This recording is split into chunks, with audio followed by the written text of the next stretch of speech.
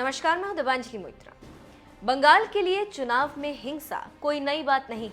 यहाँ जब भी चुनाव होता है, हिंसा, मारपीट, आगजनी की खबरें आती ही रहती हैं। फिर भवानीपुर में होने जा रहा उपचुनाव भला कैसे अछूता रहता, जहां खुद सूबे की मुख्यमंत्री ममता बनर्जी अपनी कुर्सी बचाने के लिए चुनाव लड़ रहे हैं।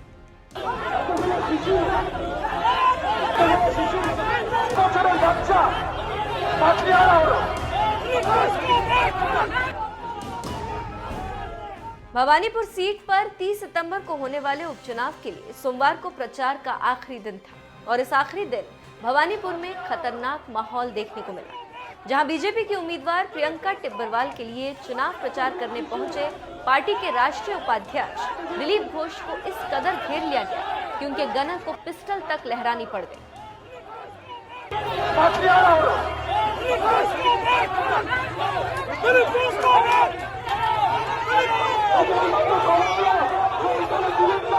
ये खतरनाक नजारा देखकर जरा सोचिए, अगर ये सुरक्षा कर्मी नहीं होते तो बीजेपी सांसद दिलीप घोष के साथ क्या होता।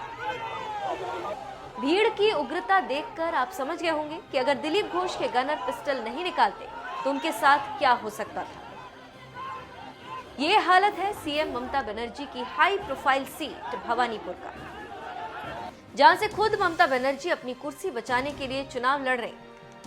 दरअसल भवानीपुर के जदू बाबू बाजार में बीजेपी सांसद दिलीप घोष अपने कार्यकर्ताओं के साथ प्रचार करने पहुंचे थे। दूसरी ओर खड़े टीएमसी कार्यकर्ता विरोध करने लगे और विपक्षी दल के खिलाफ नारे लगाने लगे, जिसके बाद बीजेपी के स्ट्रीट कॉर्नर मीटिंग में टीएमसी और बीजेपी कार्यकर्ताओं में झड़प हो गई। हमले में कथित रूप से बीजेपी के युवा मोर्चा के दक्षिण कोलकाता के अध्यक्ष मुकुंद झा घायल हो गए। उन्हें एसएसकेएम अस्पताल में भर्ती कराया गया, जबकि बीजेपी सांसद दिलीप घोष ने एक वीडियो पोस्ट करते हुए पूछा, राज्य में एक आम आदमी का जीवन कैसे सुरक्षित हो सकता है जब उनके प्रतिनिधि पर हमला हो रहा, जो कि मैडम चीफ मिनिस्टर का गढ़ है।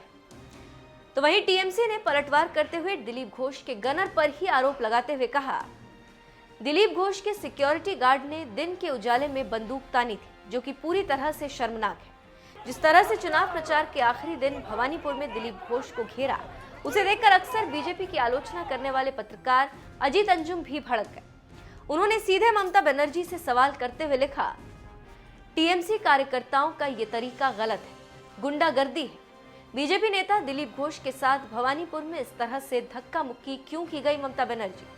चुनाव प्रचार करने का हक सबको है, फिर ये कौन सा तरीका है?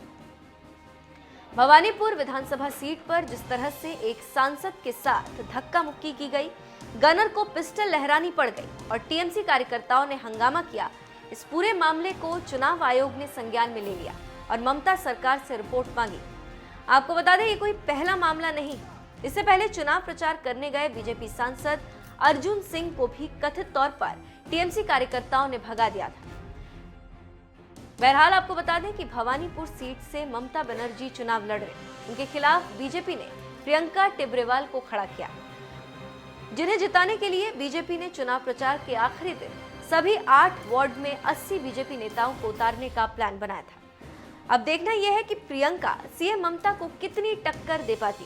बहरहाल जिस तरह से बीजेपी सांसद दिलीप घोष के साथ धक्का मुक्की की गई, इस पर आपका क्या कहना है? अपनी राय हमें कमेंट कर जरूर बताएं।